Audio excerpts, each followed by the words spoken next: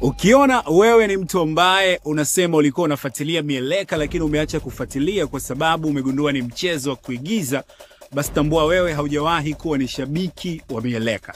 Ulikuwa ni mwangaliaji tu pengine wa mchezo huo. Kwa sababu mashabiki wa kweli wa mieleka wanatambua ya kwamba mieleka ya ulingoni ile ni burudani ya mieleka na sio mchezo asilia wa mieleka.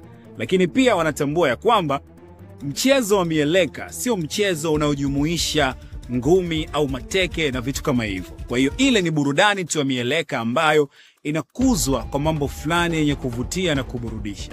Lakini cha tatu pia, ingelikuwa ni mchezo ambao labda wewe unaochukulia kwa namna hiyo ya mchezo wa kikatili, mchezo wa kutoana damu kwa vitu vyenye ncha kali, mchezo wa kupigana kwa vitu vyenye uzito bila uangalizi, mchezo labda ya kutumia nyundo mtu, basi isingeruhusika kwa watoto kuhudhuria matamasha yale. Lakini cha pili, yangelikuwa ni matamasha ambayo hayaoneshwi mubashara. Kwa hiyo kabla ya kusema kwamba eti umeacha kufuatilia mieleka kwa sababu umegundua ni mchezo wa maigizo, tambua ya kwamba kwa wanaofuatilia mieleka na kwa mashabiki wa kweli wa mieleka, basi ni watu ambao wanatambua kwamba mieleka ya kwenye ulingo ni burudani tu ya mieleka na sio mchezo moja kwa moja ya mieleka.